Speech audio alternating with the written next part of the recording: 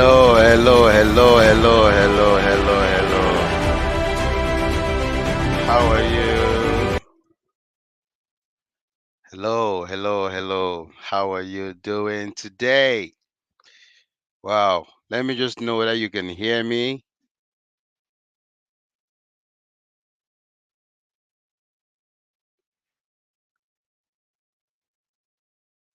Let me know whether you can hear me. If you just put on the chat for me, let me just know if you can hear me clearly. Okay, just want to know. Thank you so much for joining me today. It's going to be exciting. Thank you, thank you, thank you. This is so good today. Thank you for joining me. Right, let's know who's here. Thank you for joining me. I'm excited that you guys are here today. So we have quite an important discussion to have, and I think it's something that we should all hope to do, with all our heart. So if you can hear me, just put on the chat. Let me just know if you can hear me. I'm not too sure if you can hear me. Let's see if you can hear me. Right. So we're looking at parenting through different stages today. Right. Thank you so much. Thank you for joining me today. I appreciate your time. And we're just going to have this conversation around parenting through different stages. My name is Chinichi. I'm a life relationship and performance coach. And Thursdays, we normally meet like this to have some conversation around what we are doing in the Marriage Satisfaction Mastermind group.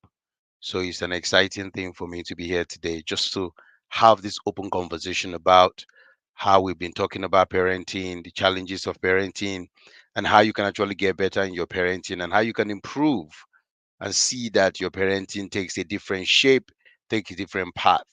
So, and I want, as we share this conversation today, I want you to just reflect over your own parenting, whether you have kids now or you have kids that you support, you adopt, or you're in charge of kids in any form, in any way, a teacher, a youth group, or whatever thing you do to support a minor. I think it's important that we understand the dynamics around supporting the minors. And I want you to know that supporting children is a great thing. It's a marvelous thing. I've got two boys myself, and I know how sometimes it could be challenging, but we just have to keep pushing through. We have to do things in a different way, in a different format, in order to encourage um, the children to become the best version of themselves and what God has given to them. And it's important also for you to know that the children that you have today, they are gifts, and God has given them to you for a reason. And it is your responsibility now to be part of the process of bringing them up and making sure that your children become the best that God has given to them. So, we're going to discuss, are there stages in trying to bring them from zero to when they leave the teen and become young adults? Absolutely. There's a lot of stages involved here. And I want to also say that strong couples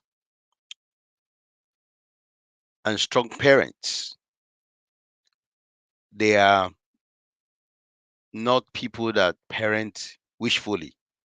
They embrace the journey of parenthood as a couple, as a team, and they do it with of level of commitment, love, and a shared way to raise resilient, compassionate children, independent thinking children. But let's not just forget the fact that because we have children, we don't have challenges. There are challenges. I can tell you there are challenges. And if you agree with me, you can put on the chat. Just let me know if you agree that raising kids from 0 to 19, becoming young adult, there are challenges. And it's important for you to know that those challenges are necessary to build you up. And these challenges are also there to even review things about you as a parent. Sometimes the challenges in parenting from 0 to 19 years shows a lot of things about you. Sometimes it exposes the area that you haven't even considered. you haven't even given a lot of thought to. So, parenting exposes even our weaknesses as parents and exposes our lack of knowledge, our lack of understanding, and so many other things that we have to adequately go and learn if we want to parent with grace. And I would like to just highlight some of these challenges because parenting in our modern world presents a lot of unique challenges.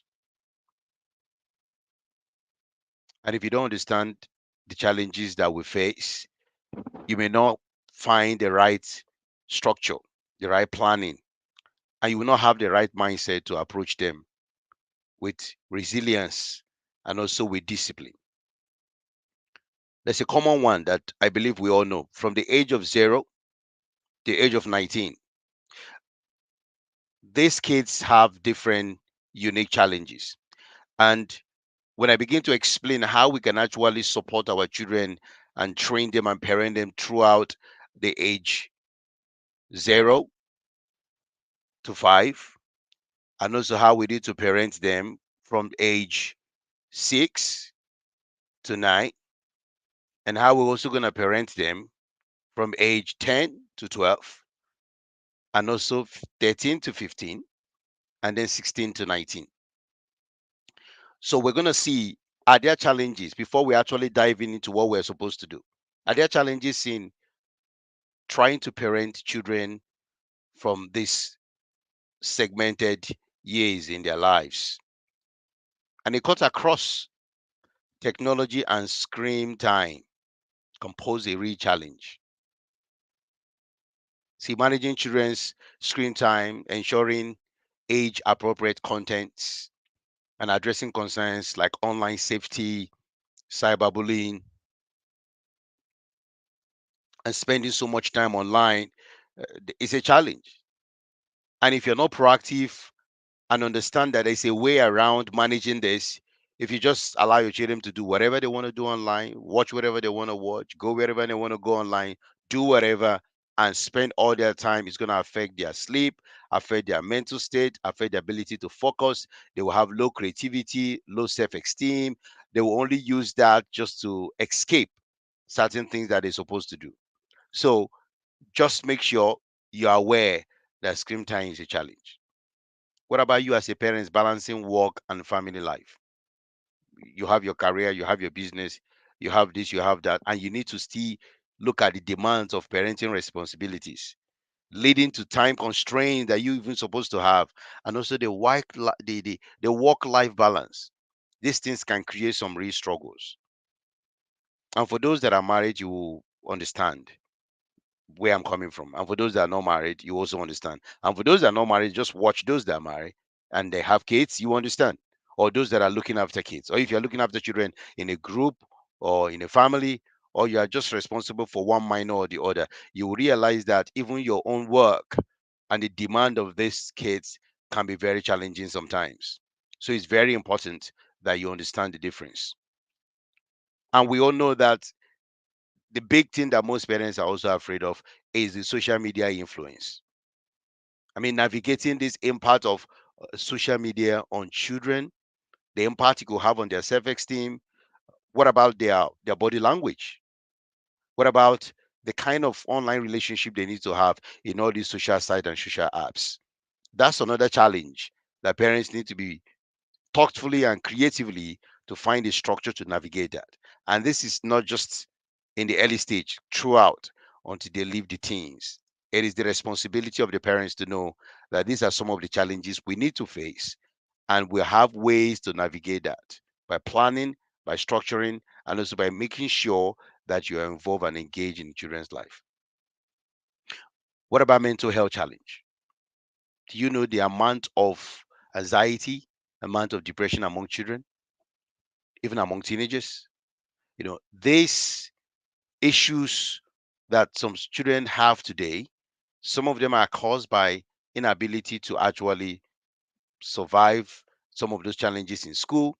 Some of them because they have low self-esteem, they're not able to read. Some of them are having some a lot of anxiety problems.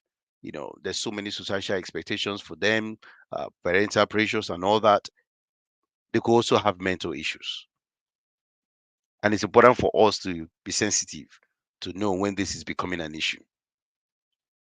Then, even some families, I call it diverse family structures.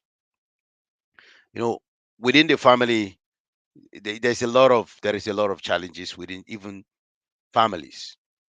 The structure of a family, the mindset of the wife, the mindset of the husband or the father and mother, if they are not aligning and we are not able to find a way to build a very clear structure, they will just bring a lot of diversities that are not, fueling their values, fueling their goals, and fueling the vision of that family. And things can just disintegrate into a lot of other things that makes the children even struggle to know where they need to stand. So these are challenges. Even parents as well, you can burn out. Parental burnout is another big one.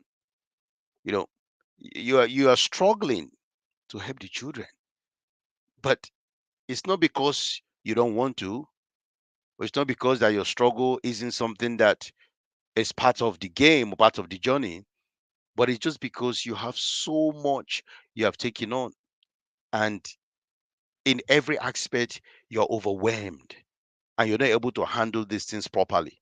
And then that can seriously impact the way you can relate with your spouse, you can relate with yourselves. So that is why it's very, very important that as a parent, you understand the dynamics behind that and you find a way not to burn out completely, because you might be struggling to even deal with these children when you're burnt out. You have peer pressure and bullying. You see, children are struggling with peer pressure, bullying in school, potential consequences of societal exclusions, all sorts is happening. How do we handle this? Are we aware of this? What about sometimes you have some excessive extracurricular activities? The children are just trying to balance their academic work, their assignment, their homework. Then you have to go for these activities. Most times, scheduling all these things can pose a risk. And sometimes they can even burn out. The children will burn out, the parents will burn out. You're trying to drop this, you're trying to go there, you're trying to do this. There's so much going on in their lives. And also, their parents have to keep up in ensuring that these children navigate these stages. This can be a problem. So that's another burnout as well. And sometimes children will just want to follow societal influence or social media influencers or cultural influence. Sometimes these things can pose a challenge through music, through movies, through drama, through what they watch, and through all sorts of videos, trying to change the narratives that you are trying to build the kids to have, the values that you're trying to establish in your home, the principles you're trying to teach them, and the things you believe that will help these children to soar in the future. But you see influencers from all sorts, from tabloids, from videos, from social medias, from every angle, pushing a different culture to your family. It's a challenge, and you need to be prepared for that, because sometimes this celebrity culture, unrealistic beauty standards that they put out there, and all these things that they push to young people, if you as a parent are not fully aware and sensitive, you'll be amazed what your children will become, because they've been carried away by these things. All right. Then what about the access to information? There's so much access to information today that a lot of children are involved in. Some of them on their mobile phone, they can go in there and they're all over the place. If you don't have filters, if you don't have time constraint, if you don't have ability to monitor these things, because look, you cannot say, let me just give them the phone, let them do whatever they like. I don't even care, because they will figure things out by themselves. They will go into places that you will ever regret that you allowed your children to go. When you don't monitor anything, you don't try anything, you don't check anything, these things can make these children inability to filter and to monitor a lot of vast informations in their lives that can even hamper the children's wellness, mental state, health, belief systems. So you need to critically think about what kind of skills you're going to give your kids, and what are they able to see, what are they not able to see, and how would they manage when they get themselves in a difficult, tricky position. How would they navigate that? It is important to do that. Even some of the challenges as well for parents are financial pressures. School fees you have to pay, you have to involve in educational days, health days, housing days, And then at the same time, again, you still need to cater for them for different extracurricular activities. So that could mount a lot of pressure on you. So understanding these dynamics of these challenges that we face as parents, it will help us to know how we can support and begin to deal with these stages that we're going to talk about just now. As a parent is very, very important. You know that one bigger one that we need to teach and we need to model and we need to educate is globalization. See, preparing your children for a globalized world is critical by you trying to promote your own values into their life, because the global place, the global stage is bigger than your bedroom, is bigger than the walls of your home, is bigger than whatever thing you believe in. So increasing the ability to be more self-aware, teaching them emotional intelligence to manage things and understanding the dynamics, the way the world stage is being played. If you don't educate them, they'll find whatever thing that they feel comfortable to do out there. And sometimes this thing can be very dangerous for them. So, as a parent, you need to know that these stages are critical. And for you to actually soar and become a parent that cares about your children, you need to understand what happens in each of those stages. And that's exactly what I want to talk about. So, earlier I said we're going to look at the early childhood, which is 1 to 5 years. We're going to look at 6 to 9 years, which is middle childhood. And then we're going to look at 10 to 12 years, which is pre adolescence. And then we're going to look at 13 to 15 years, which is early adolescent. And then we're going to look at 19 to 16 to 19 years, which is late adolescent. Now, I want to look at this thing in so many dimensions. I want to look at psychological, I want to look at emotional. I want to look at spiritual, physical, and also want to look at physiological. These are different, unique transformation that takes place in the life of your child that you need to be aware of, so that you know how to navigate the challenges that the kids are facing today and how you can actually support them. Somebody said that parenting is war. It's a battlefield, right? As Wendy Olege said. You see, if you do not strategically begin to do something about the way you parent in our culture today, in our modern world today, the world can just swallow your kids. And unfortunately, it might be very difficult for them to actually find their way out of it. So I want to look at training a child between the age of 1 to 5. What is the step by step process you need to take? What do you need to address from a physical, emotional, cognitive, social development perspective? Let's look at it very, very briefly. If you look at age 1 to 2, right, let's just go a little bit deeper. Age 1 to 2, still within the early childhood from 1 to 5. Their physical development, well, it is very clear as they arrive into the world, they provide consistent daily schedule. Well, by feeding, napping, and bedtime. This foster a sense of security. Yes, they are 1 to 2.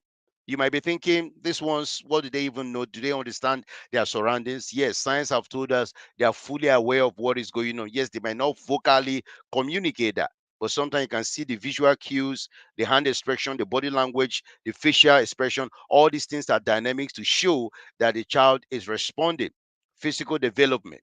So you need to find a way to know how you can monitor and introduce a structured feeding, napping, and bedtime. What about emotional development? See, this stage, you can clearly predict their routine by supporting when they eat, supporting how they play. This will help them to have emotional stability. It will reduce anxiety in you as well, because you're able to predict what you want to do and how you want to go with the kids. And then we talk about cognitive development. Here, it's just introducing simple rules, simple routines. You know, try to teach them concept of time, concept of order. Take that toy, when you finish, gather it together, drop it there, pick that stuff, make sure this thing is there. You are teaching them this concept, and they begin to develop cognitively. What about social development? They have siblings. Sometimes they will go to school, or they will even join a play group. Yes, there might be one or two, but they still engage. So that interaction, that routine activities, like mealtime conversations, bedtime stories, all these things goes a way to begin to develop them socially. And it's important you begin to realize that that age 1 to 2 is critical, because here you have such of neurological development. They begin to form synapses, form connections in their brain as they begin to form, to begin to absorb a lot of memories as they go into the next stage. Then you have the encouraging exploration stage. I call it age 2 to 3. Here, you see, physical development is important as well. You need to provide an active exploration environment. The toys you give them, the books you give them, things that will begin to develop these kids to explore their surrounding. Okay, and the good thing about it is it will help to develop their motor skills. It will help to develop their ability to move, ability to coordinate, ability to be creative based on what they are playing with. 2 to 3 years, very powerful. And then emotionally, here they will make mistakes. That's the truth, because of the level of their brain development. Okay, they will do things that might entirely not be what you want. So here, provide a lot of assurance when they try new things. I mean, think about it. Even as an adult, when you are trying new thing, when you are trying new thing as an adult, can you imagine how long it takes you to grasp it? How long it takes you to understand how that thing works? Why do you think that a 2, 3 year old will just get something just like that, without you consistently teaching and modeling that before them?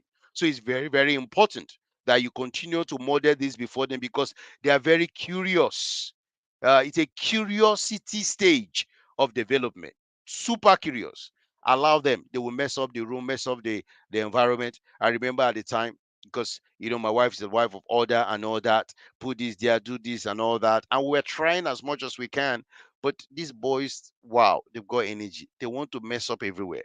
And sometimes you wonder why they're messing up everywhere. To us, it's a mess. To them, it's exploration.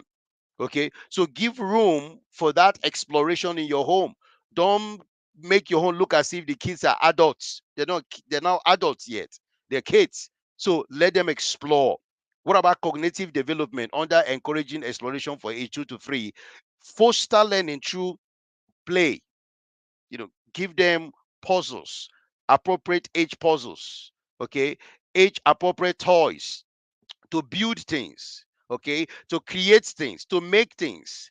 Yes, they will make mistakes, that's fine, but still let them explore that. Social development under the age 2 to 3, which is the encouraging exploration.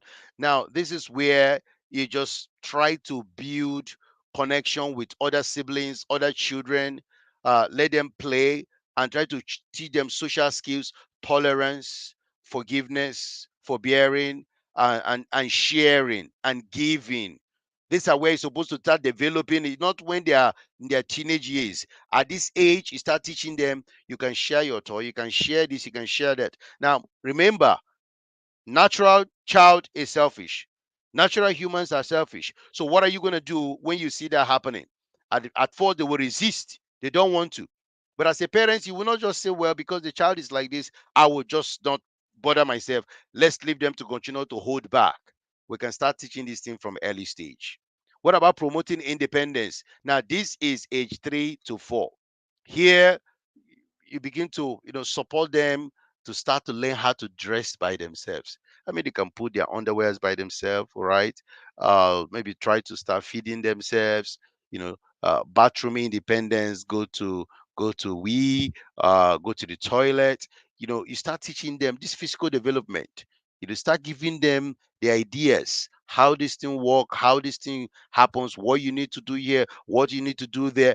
These are very, very necessary for you as a parent to intentionally find a way to support your children to become the best that they can be as they begin to grow at these stages. So 3 to 4, let them start eating by themselves. Teach them. Let them start doing bathrooms by themselves. Let them start trying to dress themselves. Let them start folding their clothes. Start putting their toys in the right places. These are physical development. And in this stage, wow, the kids, they need a lot of praise, effort, self-help achievement, because the more you praise them at this stage, the things they are doing might be so insignificant. Don't always do everything for these children at this age. Let them explore, let them do things, let them feel the sense of accomplishment. And while that is happening, you praise them. While that is happening, you tell them they've done well. That will boost their self-esteem. And then when we talk about their cognitive development, you also see the encouragement, problem solving skills. You begin to teach them. There are some games, some games that can support them to begin to think on how to solve problems, how to solve issues. You can have them there. There are even puzzles as well, like that. There are scenario based activities that can start developing the ability to solve a problem. You can even create a problem and allow your children to solve them. Allow the children to get involved and actually do them. Some parents will not want the children to do anything. They want them to do all things by them. They want to do all things by themselves. That's not fair. That's not nice. At age 3 to 4, social development. Facilitate group play dates to promote cooperation and sharing.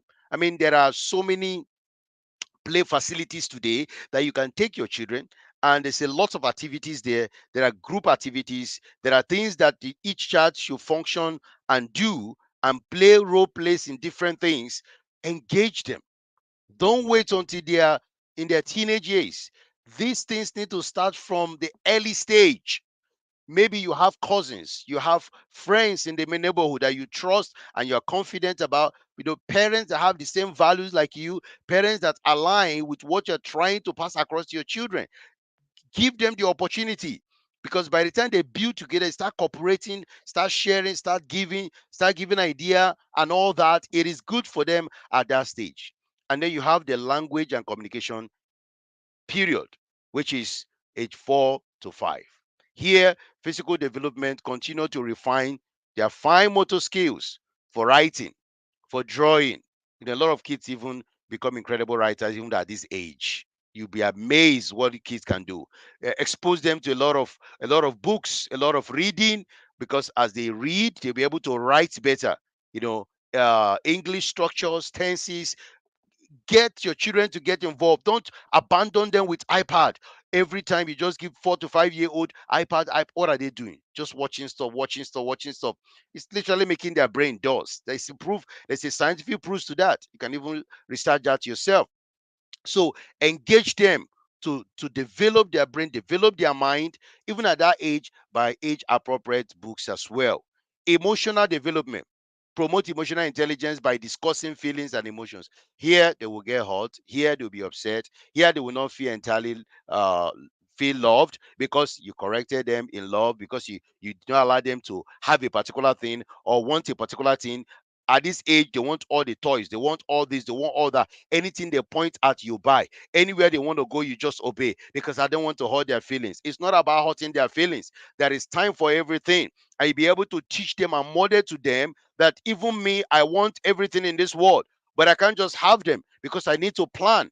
I need to think about this, think about that. The children begin to understand that emotions and feelings are real. Now, if they get upset, fine, let them get upset. The question is, why did they get upset? How are they feeling? Do not dismiss that emotions. Discuss it. But sometimes parents don't even want them to have emotion, and yet they're emotional being. So, under the language and communication, cognitive development, foster language development through reading, storytelling, and conversation. You know, continue to share more.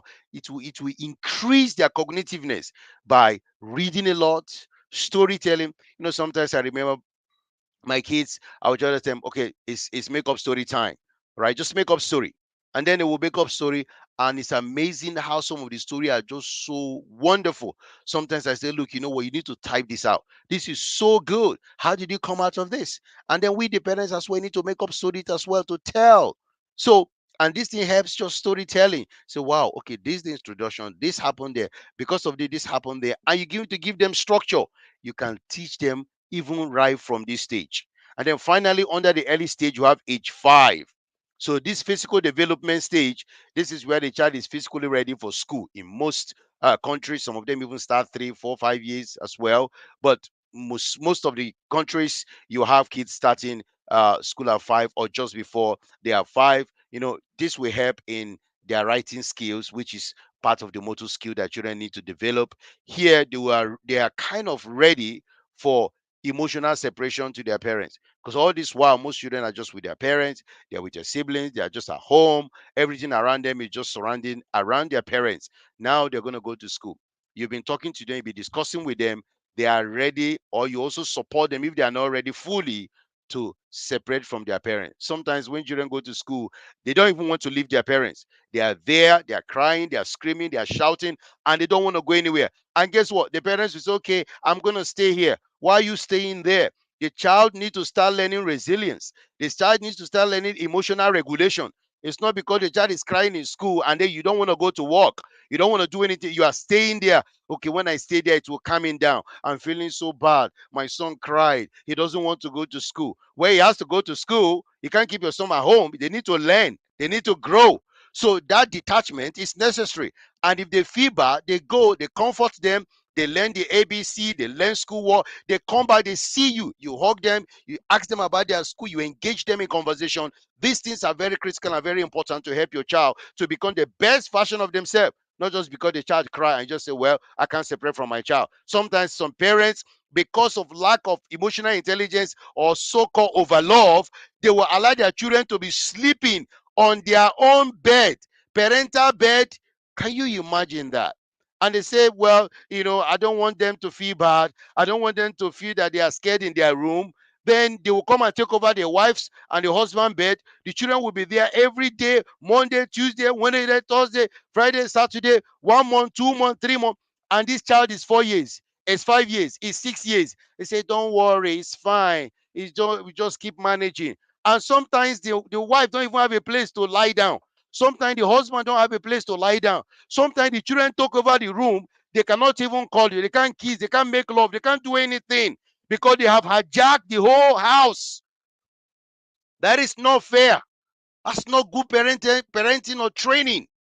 Okay, I remember at the time as well with my boys, my the other one cries a lot and cry and cry and cry. And by the time they put him to go to his cot or where to go and sleep, he wants to. I said, no, no, no, no. He's not gonna die. He just need to develop his vocal cord. Maybe he's a singer. Maybe he's gonna be a preacher. Maybe he's a speaker. Maybe he's a president. He's a governor. How would they learn if they are not? So it's a stretch. Let them be. And the moment you start doing that, at the beginning, the child will resist it. The child will cry. And mothers, I thank God for your life. And I know you love your children. You want to be there for them. You don't want them to cry. You want them to be good and great and everything. Sometimes fathers do this as well. But I think from my experience, mothers a lot because of the way they feel about the cry, the pain, and they just feel that the children are suffering. No, they are not gonna die. They're not even going to die at all. Let the child be alone now. This is parent time. Sometimes, because of this, parents are even drifting apart. They don't have quality time in the bedroom, they don't have quality time for themselves. In the name of a 3, 4, 5, 6, 7 year old is lying on their matrimonial bed because they are my kids, because they are my own family, they are my kids. Let them be. And sometimes the wife will go and sleep in the sofa. Sometimes the husband sleep on the floor or sleep in the sofa or go and sleep in the kids' room, and the kids have taken over. They've just invaded the bedroom, take over the place, and just terrorize everybody in that room. And we're all buying down and say, yeah, it's all right. No, no, no. You have to teach this emotional separation. It's necessary from early age. Otherwise, how would they even handle when things like this is required in their own life? We start teaching them from early stage. Also, preparing for school cognitive development, introduce pre-academic skills like counting, recognizing letters, early literacy.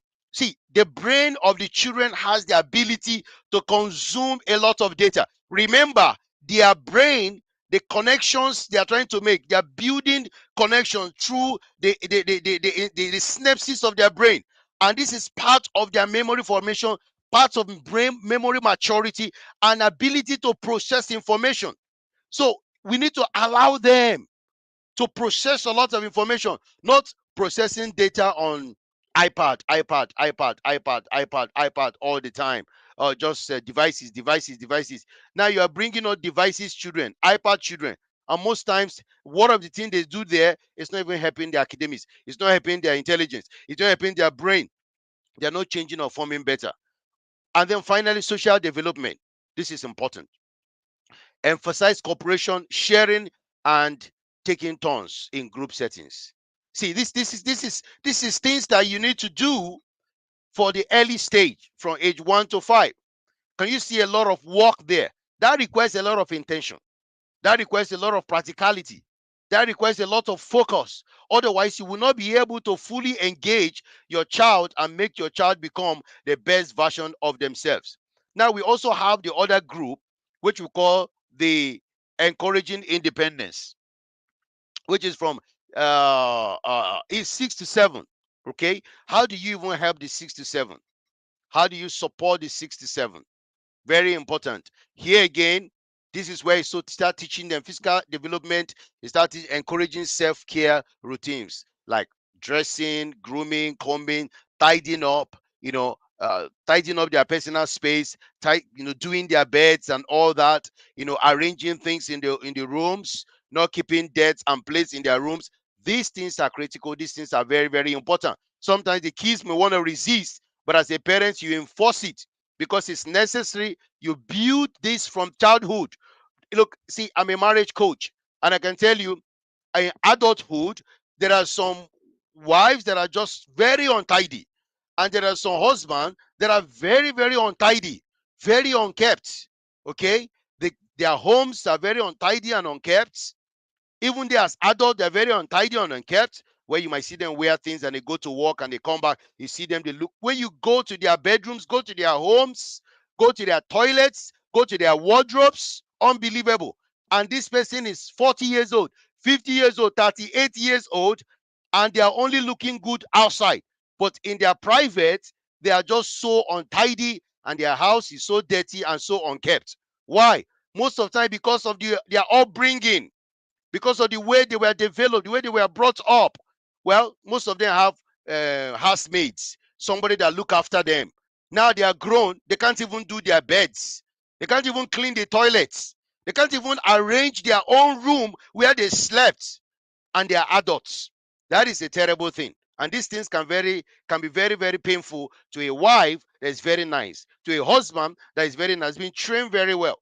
So let's teach our children, let them not become burdens to other wives, burdens to other husbands. In the name of, we don't even want them to have any feelings. We just want to just leave our kids to continue to grow without any form of independence and training for them to know how to manage themselves. Sometimes emotional development as well under 6 7. Provide choices within boundaries, right?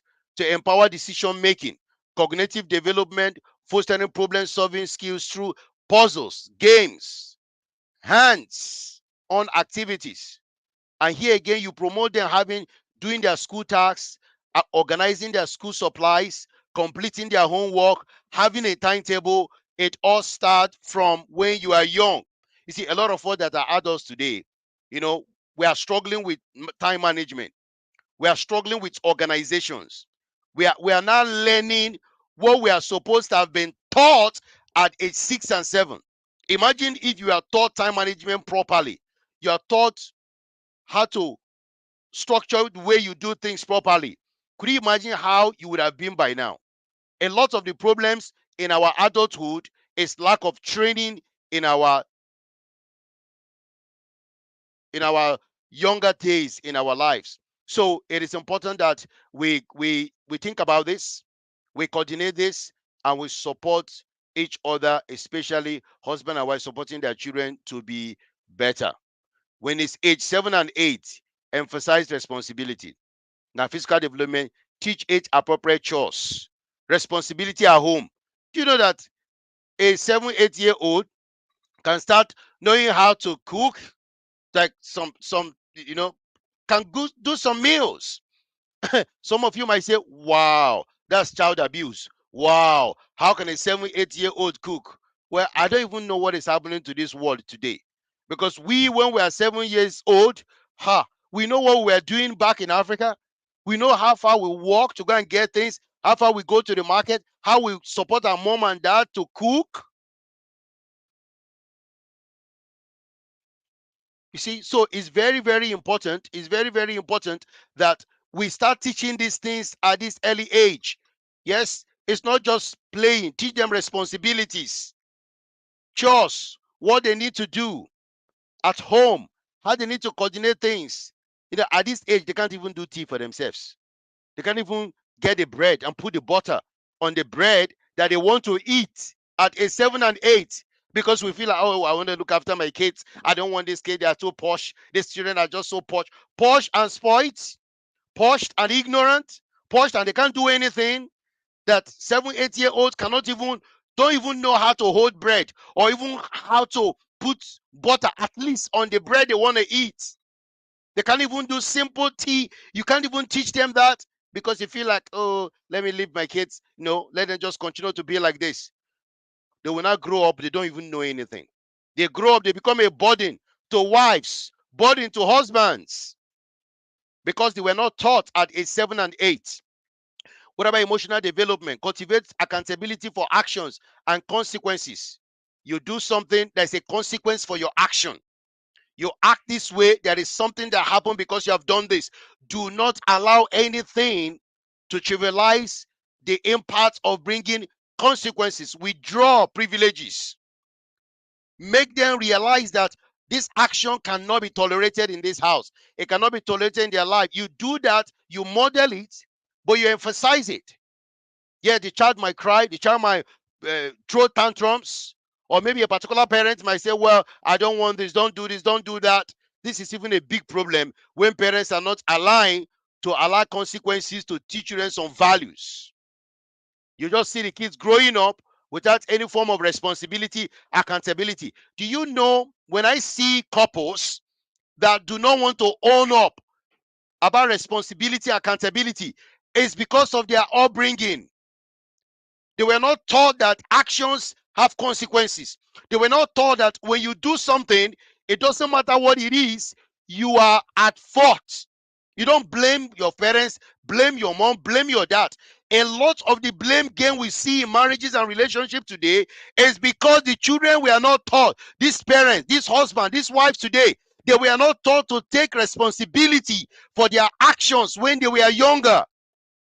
They've grown to have this entitlement mentality, this behavior, this character. And now look at it. The man is acting like this, the woman is acting like this, and you're wondering why. It all started because there was a parental mishap. There's a parental miscalculation. There was a lack of training at a particular stage in their upbringing. You train a child to take accountability seriously, they will do so. What about cognitive? Encourage critical thinking by discussing choices and their outcomes. At age 7 and 8, your choice will determine your actions. Your actions will determine your destiny. You teach them, if you lie like this, the consequence is this, this, this. If you don't do your homework, the consequence is this, this, this. If you take choices, if you make choices, you will live with the consequences. Sometimes you can even tell them, this has happened to A, B, and C. You can show them either a clip, a video, discuss it. Let them critically think about their actions and choices, the friends they have. These things are important and critical. Otherwise, you can see an adult today cannot even critically think. An adult cannot critically analyze.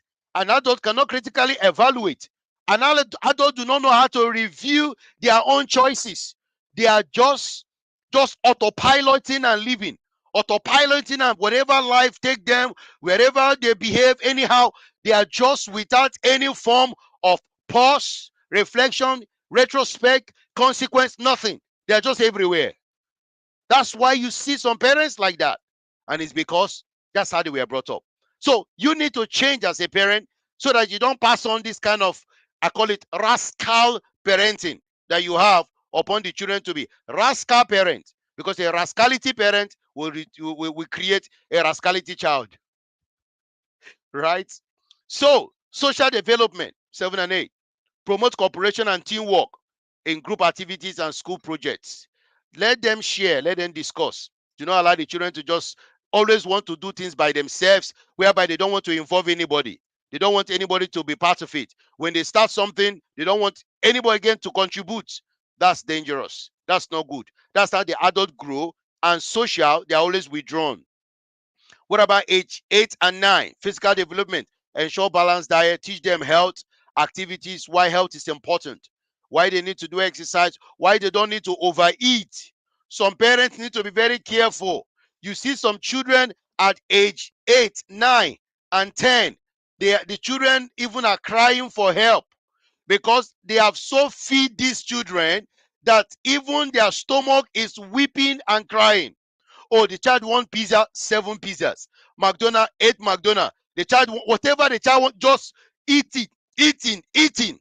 Now, I'm not saying those that have medical problems or medical challenges, but if a parent cannot control the eating of their child, they are eating biscuit, muffins, they are eating pizza, they are eating this, they are eating that. In a day, the child eats 14 times, 10 times, 9 times, 7 times. And you say, leave them, they are kids. It's all right. What? How can you say that? Because that child health is at risk. They can develop diabetes. So you need to be careful what the child is eating. I'm shocked now that even kids are developing diabetes today. Why? Because of the junk food that they are allowed to eat. Anything the child wants to eat, you just allow. Anything the child wants to lick, you just allow. All the thing the child buys is sweet, sweet, sweet in the morning, sweet in the afternoon, sweet in the evening, sweet in the night, sweet, sweet, sweet, sweet. And you know, sometimes if the parent is an addict to sweet, if the parents have issue with sweet, the parent will produce sweet loving children. The parent will impart into the children, they will start having sweet, sweet, sweet. Sometimes look at the teeth, the teeth of the children is decaying because the parents cannot control sweet in the family. They cannot control all the sweet items. Every cake they will eat, every sweet they will take, everything that is just tasted, everything they will eat. And the parents are allowing them. That is not good for your parenting. You are destroying the health of your children. Control these things because it will have consequences later. Encourage communication about emotions and peer relationships. Who are their friends? Find out. Make sure that they don't join friendship that will introduce a lot of things that will begin to harm your children. It's not every child out there that is allowed to be the friend of your child. Any child that the parents are not training properly, and the child is unruly, the child is just careless, the child is just all over the place, involved in all kind of things, pornography, things that are just unrighteous. And you say, well, it doesn't matter, my child will overcome. And you allow that person into your house, allow that person to be the best friend of your child. The Bible says evil communication corrupt good manners. A lot of children would have been better if their parents were more careful with the choices of their children friends. These children don't know a lot of things. Their brain is still developing. So you cannot assume that your child knows the best of the best among people. They cannot figure these things out. Yes, you can allow them to engage, but be very careful. If you don't draw the line, if you're not sensitive, your child will fornicate, will lie, will cheat, will begin to steal, begin to misbehave, cause more pain than good to the family, pain than good to the teachers, pain than good to the community and the society at large. Parents, wake up. Do not underestimate the influence that your children can have if you're not careful in supporting them. What about cognitive development? Foster love for learning through reading, exploration, like I said. Support the educational games, right? This is very, very important. Social development, encourage them. Encourage them to be involved in things. Encourage them to set goals. Encourage them to set things that they want to do, like their lifestyles, the exercises they do. Encourage them to have adequate sleep. Not every time iPad. The kids are watching stuff till 2 a.m., 3 a.m. They wake up 4 a.m. and the father doesn't talk. The mother doesn't talk. Hey, they are having a nice time. They are destroying their brain. The brain is not able to form connections and synapses while the children are awake almost 24 hours. Parents, wake up, because the world can either destroy your children or you help your children not to be destroyed.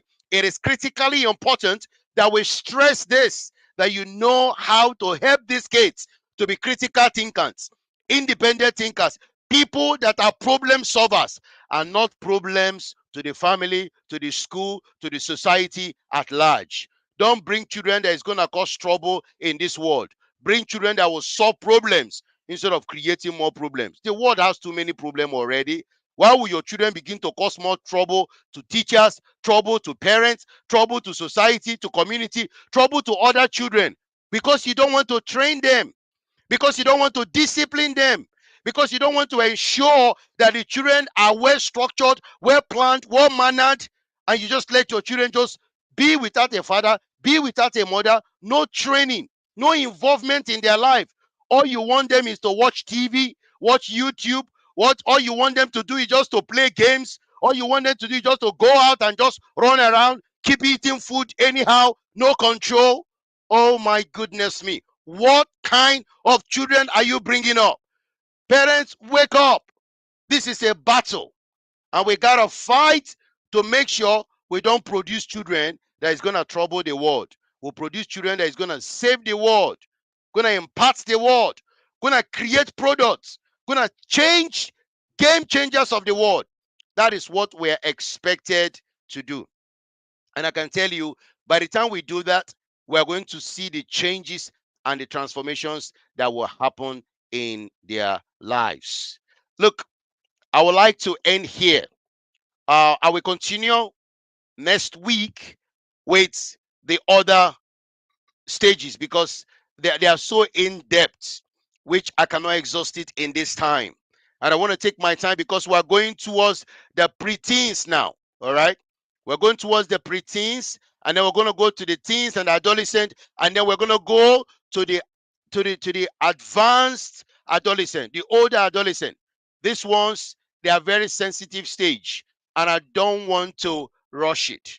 I want to take my time because even me myself, I'm actually in that stage right now. I'm actually in that stage right now of trying to train teenagers or trying to help teenagers to become the best version of themselves.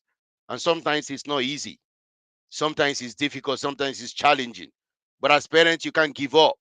You have to fight the battle of putting the kids in the right way. It's not a time to joke at all. So we're going to end here, and next week I will be treating about preteens, teenagers, adolescents, early and old. We're going to go deep and we're going to dive in just to find a way to see how we can navigate that stage. And many parents not even aware of the challenges that this stage can pose to them. But I'm very grateful that all the parents that are open-minded and they are willing to learn, we can actually battle our way through these stages because they are very critical stages. After the adolescent stage, they are going to go into adulthood. Now, most times they are not even going to be with you. Most times they're not even going to be around you, either in school or where they are working or somewhere else in the country. If you do not get it right and support the children to understand some certain things and responsibility and accountability now, if these children leave your home, God forbid, some parents are still crying today. Some parents are still in pain today. Why? Because of what their boys and their girls had done to them while they left home. I pray that that will not be your portion. That's why we need to be active now. We need to do whatever we can through prayers, modeling, structure, and very robust parenting and discipline to help our children to become the best version of themselves. And I'm hoping that if we do that, we are going to see a tremendous change in the life of our children.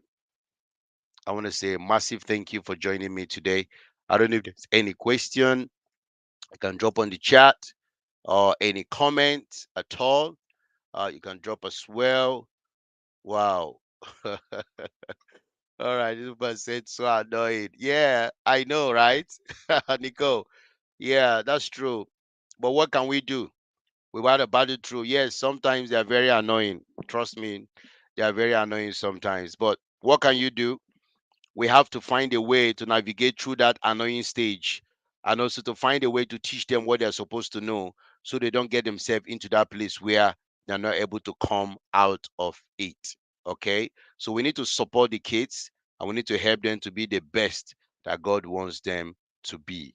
Okay, teach them responsibility, chores that they need to do at home or how to coordinate things. Thank you to Alo for joining us today.